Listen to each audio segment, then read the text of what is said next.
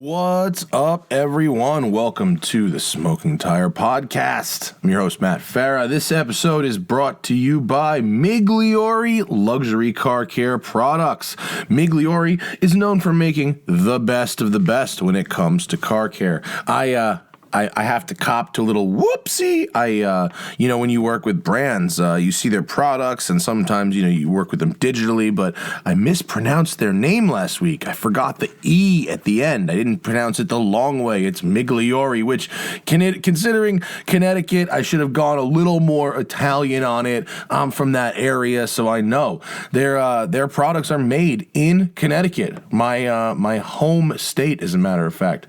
Migliore's Strata coating is a ceramic coating treatment you can easily apply yourself. It adds a ton of gloss, it lasts over a year, and it keeps your car looking great for longer in between washes. It's extremely hydrophobic, meaning water just sheets right off it. It makes maintenance so much easier. Just a quick hose and you're good to go, especially like in California, where it's not like dirt so much, but it's just that dust, and your car looks clean until you get really close. You just give it a once over, and then you go for a quick drive, boom, done.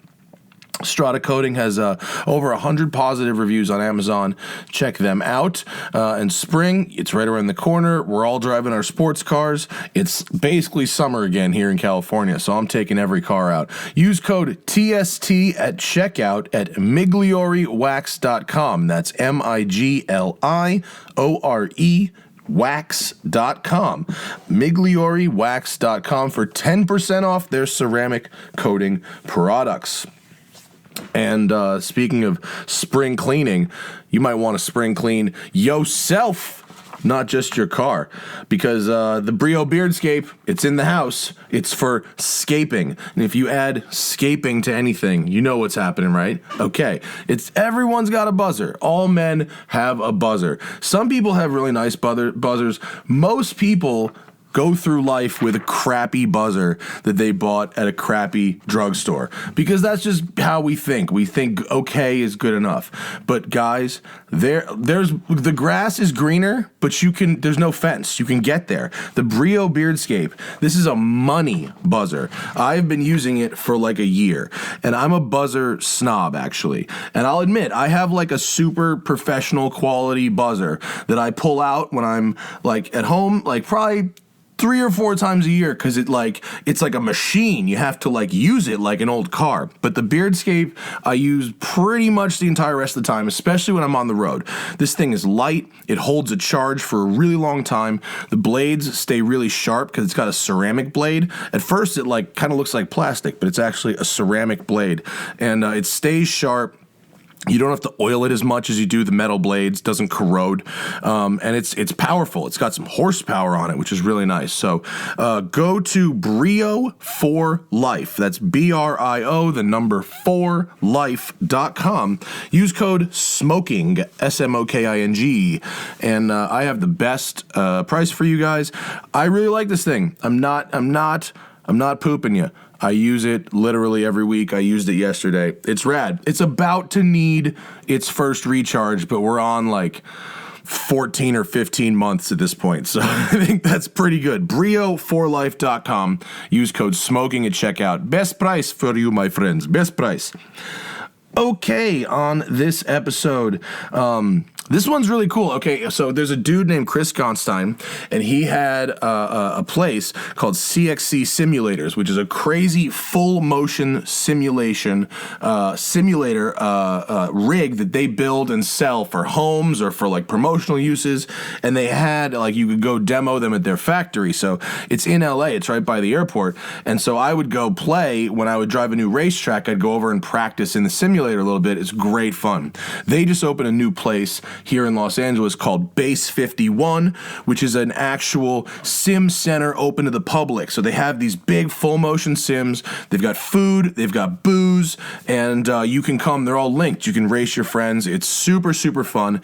And he's in studio talking about it today. Chris Consdine from Base 51 Sim Center here in LA on the Smoking Tire Podcast. Fucking A, what? It's the Smoking Tire Podcast. Hello, everybody. What's happening? Good evening, good afternoon, good evening, and good night. We got shows fucking every day this week, so I hope you all want to talk about cars. We are live from the studio, and fortunately, all this week, I scheduled the shows after hours. Chris, did you happen to look outside this window while I was getting headphones? Did you see what's going on out there? The shit show that's happening outside of our window right now? Oh, yeah. There is massive construction happening right outside our window, and they make all the fucking noise. Which when you are immediately facing them and your whole purpose for existing is recording audio. God damn it! Chris Consdine, how you doing, brother? I'm pretty good.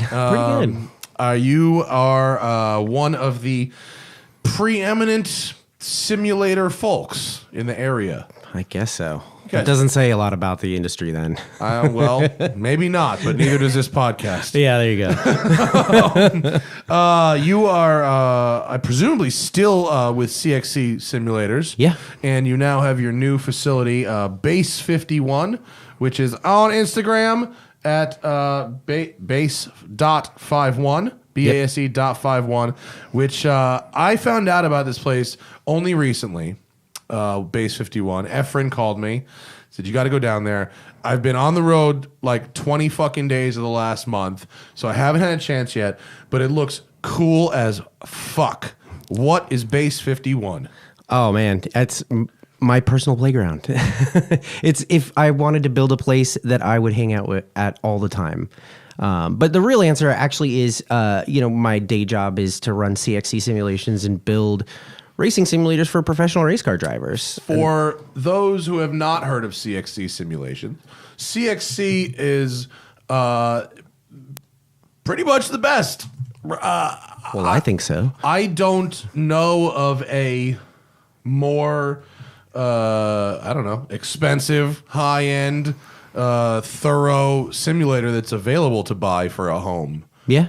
I mean, I've seen that one. There's one that Ford had. Like when the Raptor came out, it was like you were like up in the air. Yeah. And this seems not quite that crazy, but having used your simulators a bunch, they're fucking so rad. They're so rad. They cost as much as a used Porsche. Yeah, well, that's kind of the point. Corvette, but they're so rad. I mean, to make a simulator at that kind of level and that realism, they are expensive. Not in racing terms expensive. They're actually quite economical when it comes to testing race cars. But that meant that not very many people were able to experience our simulators, right? I mean, it was really professional race car drivers and the super duper duper wealthy, right? Yeah, because because at CXC, it was like you could buy one. Yeah. And that's, $40,000 to $75,000, right? And we're talking about full motion, by the way. We're not just talking about a static setup like most ridiculous folks have in their home. Yeah.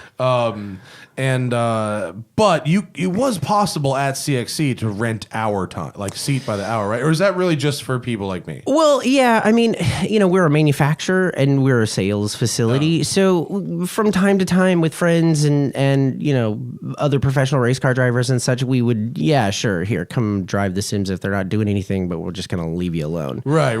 No, like I found it like super valuable. Like when I would go race a new course, to come down and do an hour, it really oh my God, it changed the learning curve just so much. Like it was just like, especially at tracks like, I get to tracks like Mid-Ohio or VIR or places that are notoriously intimidating with blind corners and whatever, and you're there with the locals and whatnot. And so it just being able to, at the very least, get your bearings for where does this course go? What do I look for? What gear do I be in here? That kind of thing. Yeah, exactly. And that's really what simulators are used for these days. But as I was saying, not very many people got to experience them because of that. So Base 51 was really born from that need, which was, how do we expose our very high-level simulators to the general public, right? So how do you do that? So it really is 3 different business models built into one, right? So we have the entertainment side, which is 10 simulators linked together for competitive play, right? So that part operates like a Rive and Drive, similar to like a indoor go-karting facility. You can come in and spend $25, $30 on a 15-minute race, and you can just cycle over and over and over again and enter, race after race after race. And we have all the scoring screens and the top leaderboards and huge spectator screens, and you can actually see them on our Instagram page. You've got a bar. Yes, so that's the other part of it is it's also... driving is okay if the cars aren't real. That's right. If there's no consequences, right? Yeah. Yeah. We are okay with drunk simulator driving as long as you don't actually vomit on the simulator. It's good. Yeah. And so you have most of these rigs appear to have the 3 screens set up. Yeah, so they're both, right? They can be 3-screen or they can be VR, and you simply choose which one you want to do because VR is pretty polarizing, right? You either love it or you hate it. Well, I think you either. I mean, I don't know. You could maybe clarify for me, but I think you either love it or you get motion sickness. I wouldn't say hate it. But like, I was like, wow, this is really cool. It would be awesome if I didn't feel like I have to throw up after 3 minutes. Yeah, which was unfortunate. But like the 3-screen setup is good. Oh, totally. Have you fucked with the curved screens yet? We did, but the problem is they're the wrong diameter curve. They're designed for you to sit 12 feet away, right? Not 4 feet away. Yeah. So like, when someone comes out with one of those like flexible OLED screens, like that's going to be the jam, right? Because then you will just have a windshield. Yep. Basically. Yeah, exactly. Yeah. So how much does it cost to do? I don't know. What are the packages? So the cost is $25 per race. How long does the race last? It's a 15-minute turn cycle. So there's a new race. It's right in line with go-karting. That's pretty good. Yeah. The difference is, unlike a go-kart, you can do all different kinds of tracks and cars and so on and so forth. And then it's $30 if you want to do VR. And the reason is because VR headsets are kind of consumable. They can break over time, and we have to constantly replace them, right? Clean them, get the lice off them. All that shit. Totally. Actually, we have some really good, cleanliness ideas for that. So and obviously, so all the sims. Wait, hang on. You have really good cleanliness ideas? Yeah. What are the really good cleanliness ideas? I mean, that's the thing with VR, right? It's something you have to put on your face and get into a simulator and sweat in, right? So that was something we really had to figure out: is how do we make this sanitary work? Yeah. Exactly. Well, but it's at a higher level than a go-kart track, right? Like it's not going to be like kids, right? Or is it? Oh yeah, I mean, well, we've had kids, there's no physical limitation to it, right? Other than I think it's about 40 inches is about the minimum we can take just to reach the pedals, right? But we don't have safety limitations, right? You're not going to get hurt in the simulator. Yeah. So are you going to have a good time? That's what we want to make sure. Yeah. If you can't reach the pedals, you're not going to have a good time. Well, that's rocket science. Yeah. These rigs, so I don't know, have we had you on the show ever as a representative of CXC? Okay, so let's actually talk for a minute because not everyone is looking at the video version of the show and can see what the rig looked like. So what does a CXC rig consist of, really? So our simulators were built from the very beginning as a physical feedback tool, right? So professional race car drivers really rely first on how the car communicates with them physically. So our simulators have motion and all sorts of haptic feedback devices like seatbelt tensioners and vibratory control systems. We make our own controls like force feedback, pedals, all of that sort of stuff. So it's the seatbelt force feedback is like super, super cool. Like, so in real practical terms, like if you play like a rally game and you go over a jump, you feel both the negative G's and like the tensioning of the belts, like when you are braking, like you can the belts get tighter, like as you are, quote, thrown into the. Yeah. Exactly. Yeah. It's all a brain trick, right? Can we make your brain think that you're actually in this car physically? Yeah. I think it's for them. A lot of this stuff, it's very, very realistic. Yeah. Have you what games do you guys have like rigged up? Like, is it with Base 51? Have you written a software, or can you pull up like anything from iRacing or any of the games that you want for that? So on the entertainment side, which we've talked about so far, that's kind of our own software package. It's based on a third-party core engine for physics and graphics, but we've put all of our own content on top of it. We put our own venue management base 51 software that runs in the Sims. In effect, yeah, exactly. So what kind of racing is available? Oh, so far we've done GT cars, open wheel cars. You can do rally. You name it. We can go through history. I mean, there's very little limitation there. So do you like? I'm not really in the sim racing world so much, but like, do you pull the cars and tracks from an iRacing or from an Assetto Corsa or something like that? Or yeah, some engines that allow us to license them will allow us to do that. Right? Okay, cool. And then some of the tracks are completely made up, right? I mean, really what it comes down to at Base 51 is competition, right? So what we don't do is let people choose cars and tracks. What we do is we keep it on the same car and track for 2 weeks, and then we have a leaderboard. Right. So if we constantly change the car and track, then the leaderboard would mean nothing. Right. So if you click on leaderboard, you can see who's the fastest right now, at any given moment, and people get ultra competitive. Yeah. Well, I mean, the same thing at the go-kart track, right? Yeah, exactly. Come on. No leaderboard? Maybe not in Safari. Maybe not in this web program. Oh, no, we need to work on this one. Yes. Okay. All right. Well, okay. I might have some kind of like pop-up blocker or something on as well. So but you can get it on mobile. You can do anything. That could be an issue. Sorry. Yeah. Not bad. No worries. But you're not pitching Base 51 as a proper like race training tool the way that coming down to CXC and so we haven't gotten to the second or third business model yet. Let's get to that. There's also the pro training component, and we do have a pro training room, which is a segregated simulator that is a pro level simulator with pro level software, but also all the coaching tools. So there is a coaching section like behind the simulator separated by glass where your coach sits. Is that this telemetry? That is it, exactly. I can't play YouTube videos, but I can play Instagram videos into the show here. Yeah. Dun, dun, dun, dun, dun, so that's the whole commercial, actually. Is it true that when you go, like all the girls are that hot? Every girl in there is this guaranteed. Hot, right? Yeah, guaranteed. Yeah. Yeah, I mean, dude, this looks like rad. Like, dude, back in the day, I used to fucking love Daytona USA 16 player. Like, if you can add, the element of realism to that type of like multiplayer, action, that's fucking awesome. Oh yeah. I imagine there's going to be a league of some kind in addition to your standard leaderboard, right? Yeah.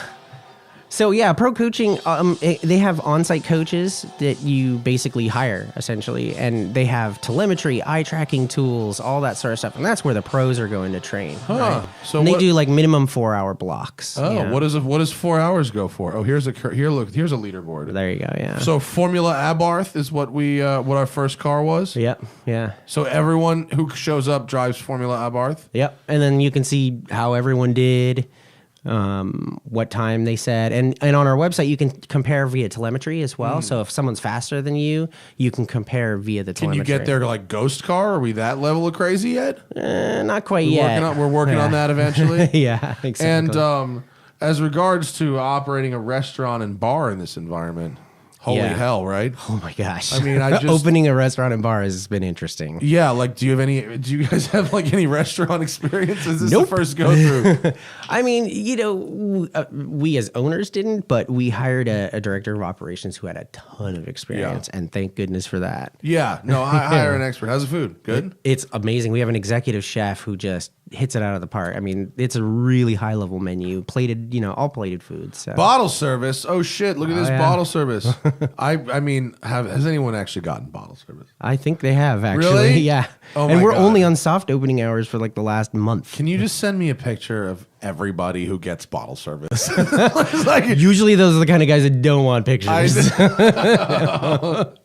Oh, that's super cool though. So like, what is I had what are your thoughts on the state of the sim racing world right now? I mean, beyond your 4 walls or 8 walls, as it were. It's really interesting. It's a growth industry for sure. I think what really has happened is esports have really taken off for sim racing because was just talking with Parker Klingerman actually, and we were both saying esports for racing makes the most sense because it is the most relative to the real sport, right? I mean, if you wanted to be like a FIFA, sport, you're doing this, right? Well, this is interesting because I had a bit of a tiff with fucking Dan Greenwald from Forza, and it wasn't such a big deal with Dan because I think Dan is an open-minded fellow, but I think some of the more aggressive esports players were very angry with me, and I think ultimately it cost me my Forza sponsorship, which so be it. But they had what they referred to as a pretty high-level Forza tournament at Le Mans. They flew players in. Yeah. There were feeder series, the whole deal. Yeah. And they had them playing with controllers. Yeah, see, that's the part I can't get behind that. See, and Dan's one of Dan's arguments was that everyone who buys an Xbox gets a controller. Yeah, so it does make it more democratic that way. Sure, and you don't have to go buy a rig. Yeah. However. Yeah. However, when you're flying people to Le Mans and you're talking about a tournament that's happening at that level, I feel like you want to. Well, and it's like any feeder series, right? You start in a kart and then you're given a Formula car. I mean, you would consider that like apples to oranges, but really it's still racing, right? And you would have to learn new tools as you go up the racing ladder. So it would make sense that you would transition to a steering wheel and pedal set. You're pro wheel. For sure, you must. Yeah. If someone came in with their controller can you look this up? Would you be like, no problem? Or would you be like, listen, I don't think this is for you, buddy. We're gonna have to work on this.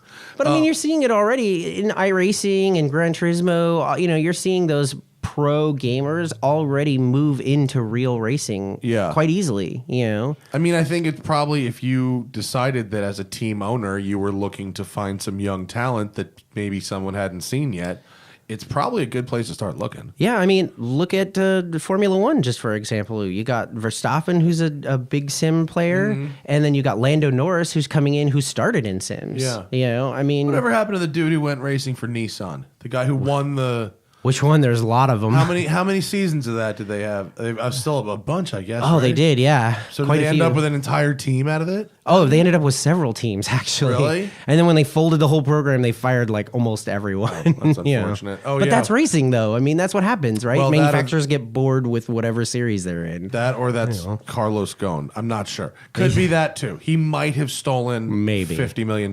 Maybe. It depends on who you ask. Can't prove it, but it's looking likely. Yeah. Yeah.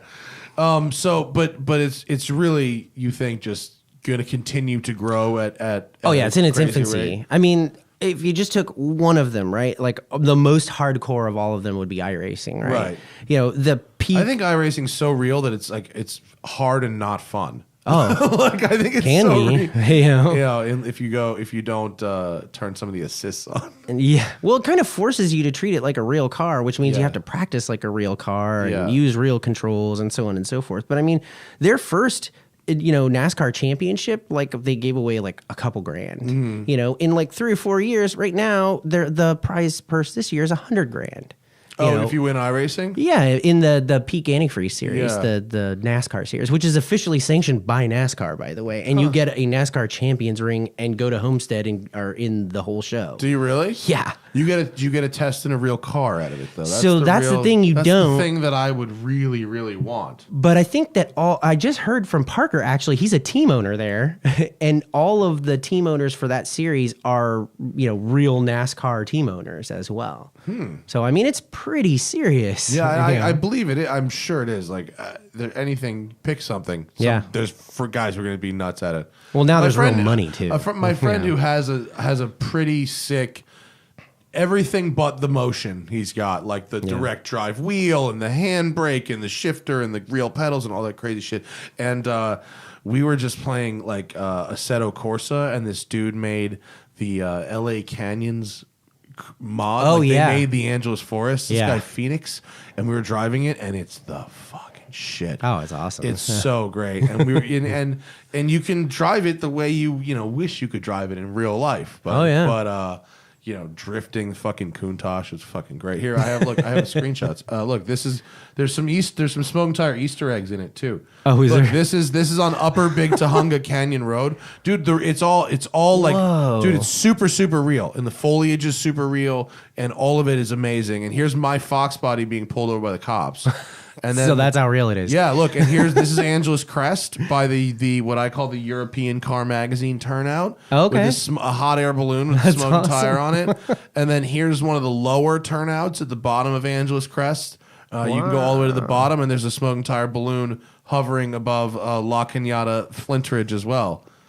And dude, it's so fun, and the guy who made it did such a good job. Like the road surfaces are right, and the foliage is right. Like it's so dope. The guy did such a great job. Like, well, that's the thing is, like, now with the tools that are available to the general public, he probably pulled a laser scan, like a USGS laser scan, maybe, yeah. And created the model from that. I mean, that's how we build racetracks. Is it? Oh yeah. He I don't know how he did it exactly. I mean, he said he was inspired and took a lot of reference from our videos, which I think is pretty cool. You probably can get a lot from like Google Maps too, right? If you're doing that. Yeah. I mean, elevation data you really want to get from laser, right? Because it's more accurate. Yeah. But as far as textures and where like this tree goes and that bush, and so on and so forth, that's better to get from a visual like reference. a street view kind of yeah, thing. exactly. Man, that's got to be like people who like create worlds.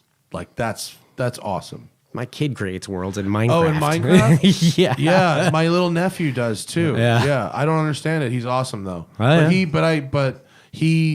But he thinks I'm the coolest because I have a YouTube channel. Like he looks at he's 10 and he looks at my YouTube channel like I would look at someone who has like a proper television show. Yeah. You know what I mean? It's just like the cycle fucking continues. And I'm like, you can have a YouTube channel too, Cole. Like you can just do it. And like I got him a video camera for his birthday and like I showed him how to make a YouTube channel. So now he does like little skits and stuff. It's pretty good. That's awesome. It's pretty good, but he does Minecraft too. Yeah. Yeah. Is your kid building like crazy stuff? Oh yeah, both of them. That's awesome. They're gonna make so much money. But we'll see. Yeah.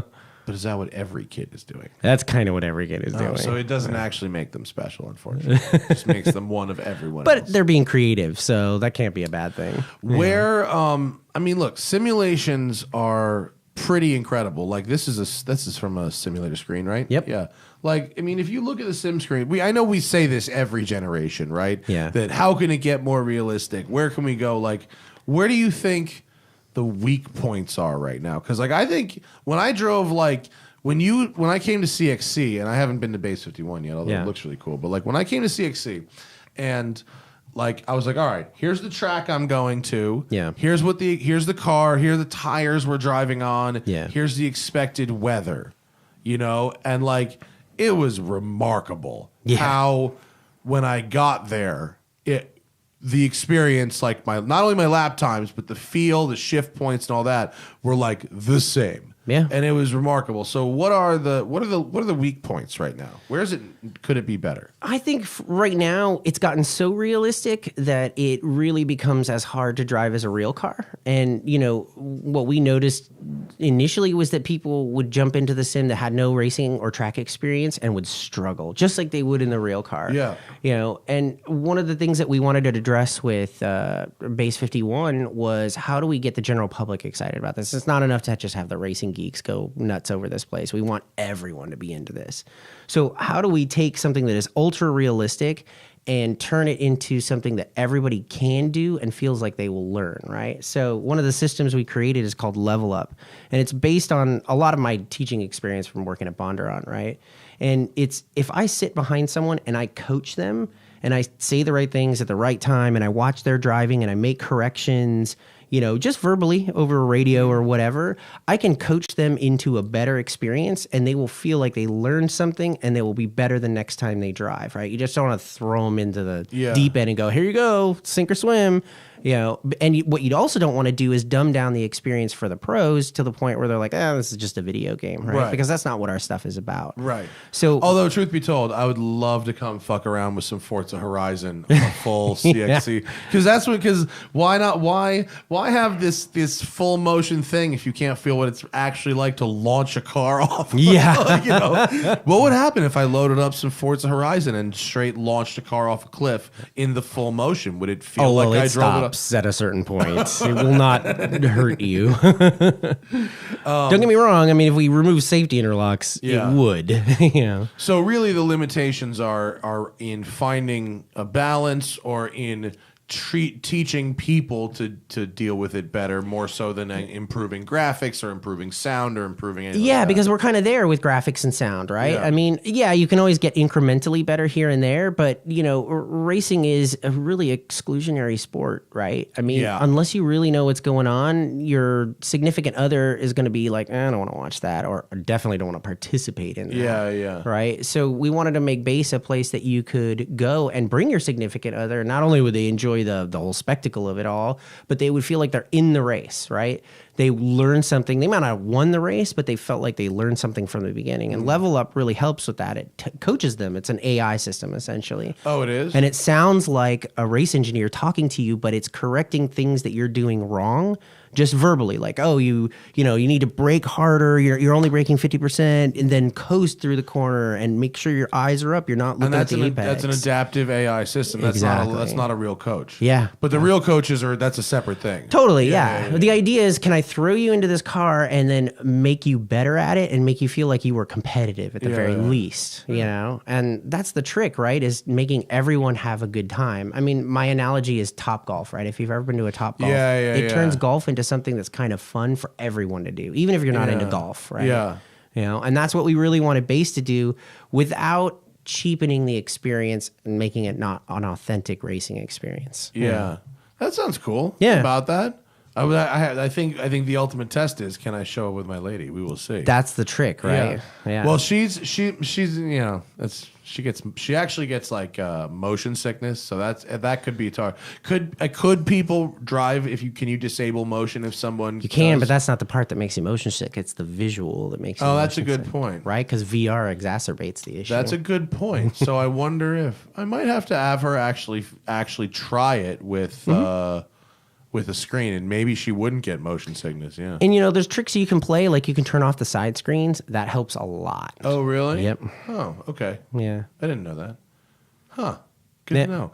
If someone, if you buy one of these things at your house, for the cost of a nice used Porsche or a new Corvette, like, what do you like? Does that just get dropped off at your house? No.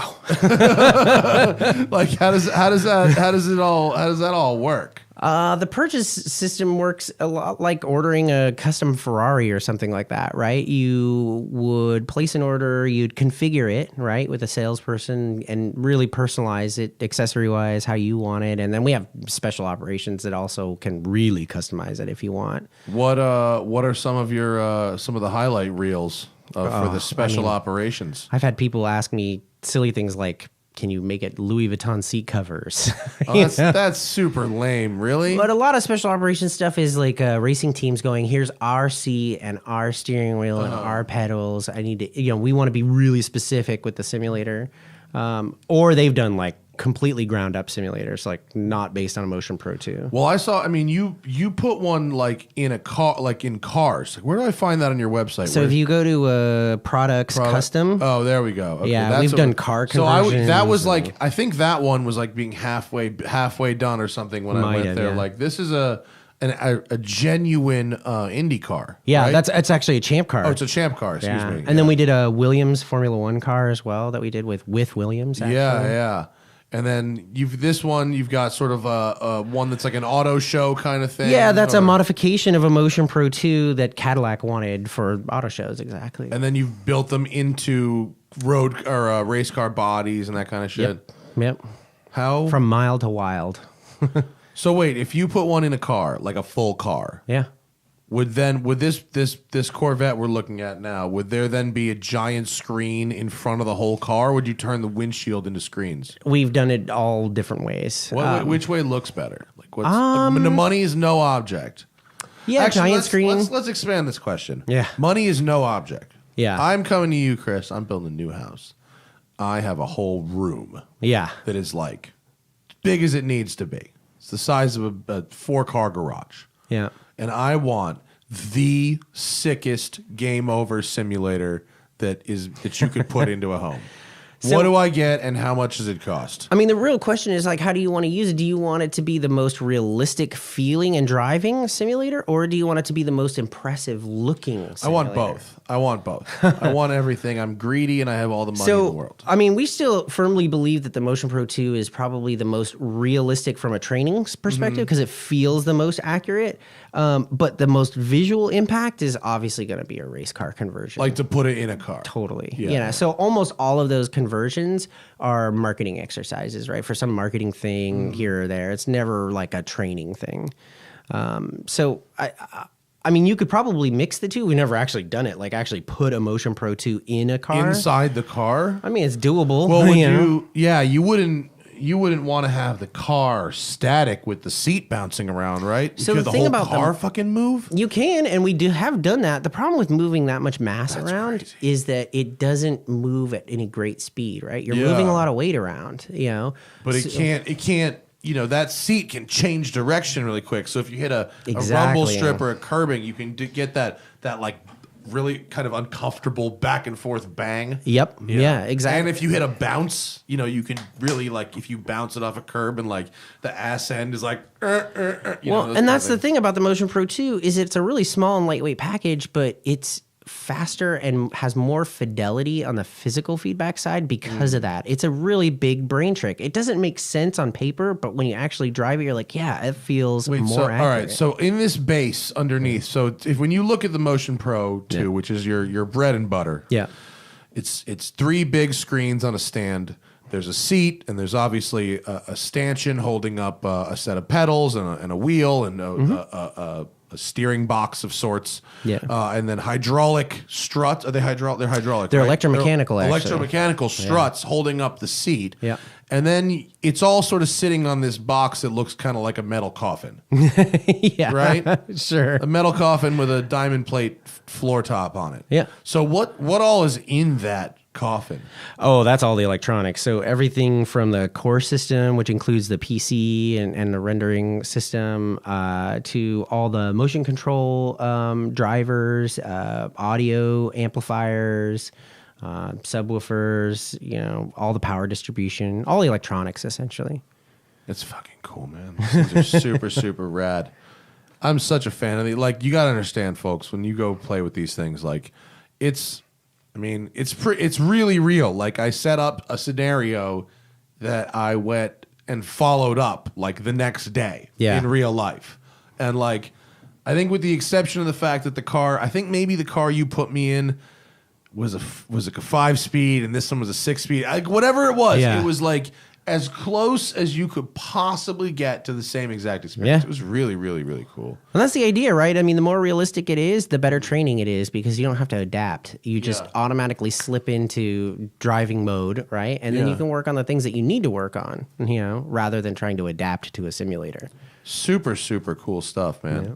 Guys, if you want to get us, throw us some questions, get in the super chat for the next couple minutes, and we will finish the show up over there. What else is going on at Base 51? What else do we need to know before we get to that? So, we got the pro training side.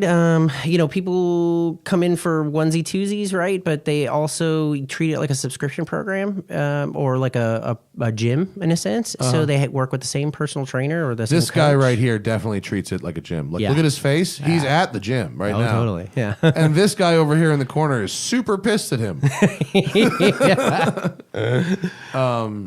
Man, super, super, super cool. So that means they come in like once a week, right? And they work with the same trainer, and it's a good program, And then we also do events as well. We've done lots of big events there already. We did Porsche Motorsports North America's holiday party there, which was really fun to do. Yeah, the German guys are great fun. Oh yeah. They're very, very straightforward, but they are very funny too. Oh yeah, we played a little joke on them too. So they did this whole like huge tournament, and they were really serious about it, and they like had us lay it all out for them perfect, and they agonized over the menu and all that sort of stuff. And at the end, we did a final race, and I threw them all into the Porsche tractor, and made them go around race the tractor. One lap Laguna Seca. Yeah. One lap Nordschleife tractor. It's like 6 hours later. Like, yeah, exactly. So we didn't tell them we were going to do this, and we built the tractor stock, and we made them drive it stock at Laguna Seca, and they just laughed, right? And immediately we stopped it and went, "Oh, just kidding. This is the Porsche Motorsports version of it." And we gave them the tractor, but with GT3 physics. 800 horsepower. Oh, yeah. Really? Yeah. Oh my God, that must have been super fun. And they were falling over. They thought it was just the funniest thing they've ever done. We had Pat Long up in here not long ago, and oh man, I should have asked Zwart. Zwart was in here 2 days ago as well. Yeah. And the Porsche tractor race at Laguna Seca, which I believe it wasn't even a lap. I think it was like, no, they did like 3 corners. It was like 3 or 4 corners. And here's Pat Long in the lead. He did not end up winning, I think. And where's Zwart? I think Zwart has a white suit. He's either back here or possibly right here. But this was like obviously a goof, but the tractor, now this is going to be like a Rennsport. This is like by far the most talked about thing from Rennsport. Oh, yeah. And you can actually see the race on our Instagram channel. Like it's... The tractor race? Yeah. Scroll the down. Porsche? The Porsche one? We thought it was so funny. We put it up on Instagram. There it is. Oh, okay. Here. All right. Porsche GT3 physics with tractors. Yeah. Oh my God, they're all like just lit up the tires. Yeah. It's like tractors. They just started Laguna like an F1 race. Exactly. Whoa, these things are mobbing over the front. We changed straight. the wheels and everything. Really heavy braking into turn one. Yeah. Oh, dude, I definitely want to. All right. And that's the kind of thing we could do for events because we Yeah. can make our own software and we can just do whatever we want, right? Absolutely. Yeah. I want John Deere tractors and I want Pagani Huayra physics for them, please. Totally. You know what we built is that Honda riding lawnmower thing that they built that was like 200 horsepower. We built that for the sim. Oh, the one that, it's like the world's fastest mower or Yeah. whatever. Let me tell you, in VR, that thing is terrifying to drive. You feel very exposed and driving way too fast. Sounds fucking great. Okay, what do we got for this one? All right, Cody says for $35,000 to $40,000, I'm torn between a 911 and a Chevy SS as a daily driver in San Diego. Oh boy. Well, these aren't comparable cars. Yeah. I mean, dude, it's not like you're asking between two similar cars here and you're asking us to sort out the nuance. I mean, a $35,000 to $40,000 911 is going to be what? It's going to be an early 997 probably, maybe a really nice 996, maybe something air-cooled, or a Chevy SS, which is going to be something newer, obviously with a real back seat. Yeah. With a V8. Look, in San Diego, you got nice weather. You don't need to worry too much about that. I don't know. I would say that if you don't need the back seat, go for a 911. That's what I would say. That would be my vote, too. Yeah, I mean, a Chevy SS is a lovely car, but if you're not using the back seat, you don't need a car that big. Yeah. And if you are using the back seat, a 911 is not going to work for you. Yeah. So if we're that binary, that's where I'm at. Okay, Full Octane Garage says, anyone going to Amelia or Monterey this year? We're headed to both and would love to say hi. I am not going to Amelia this year. Everyone, I don't know, where did Amelia come from? Amelia just is a thing now. Oh yeah. It just started. Amelia Island Concours Elegance. Is it this weekend or is it next weekend? Oh, I should know. Hang on, let me look. Amelia Island 2019. It is. When is it? March 7th through 10th. Okay, March 7th. So Yes. it's next weekend. Yeah. Okay, cool. So no, I'm not going. I'm sorry to say. I am going to Monterey. I might be driving the Countach. That should be really fun, I think. Or it could go terribly wrong. Terribly wrong. Yeah. Terribly wrong.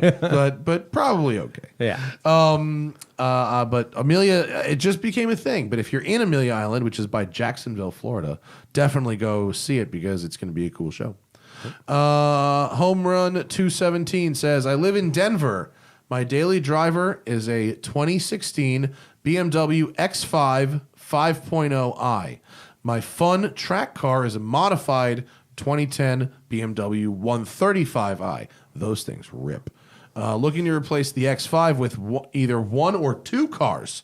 $65,000 budget. I want more daily fun, but still need lots of space for ski trips. I don't know. 65 grand, replacing an X5. You want a back seat. $65,000 budget. $65,000 budget will get you a bunch of E63 wagon. Yeah. Which I would recommend very strongly. It'll get you into a nice Macan S, which I would say get that and get a tune on it. That's lovely. I wouldn't turn one into two with the X5. You already have a sports car. 65. Ooh, I might be in used Panamera Turbo territory. There you go. Yeah. I would look at a Panamera Turbo or Turbo S with PDK. That could be very, very nice. And we'd have lots of space for ski trips. Yep. John Neal says, and Full Octane, thank you for your second donation. John Neal says, thanks for putting up with Instagram DMs. Oh, sure. Okay. And Philip says, do Base 51 simulators have drifting or rally or both? They do. We haven't had one of those competitions yet, but it's definitely on the cards in the future. We can do both. It would probably be one of the bi-weekly challenges, right? I think rally really accentuates the motion. Like it really does, yeah. The motion of the Sims is like the best thing you could do would be rally. Yeah. I think. I mean, we always run into this dichotomy, right? You want to do something fun for gearheads, but at the same time, it has to be approachable for the general public. Here's what's fun and approachable. I tried it in the newest Forza.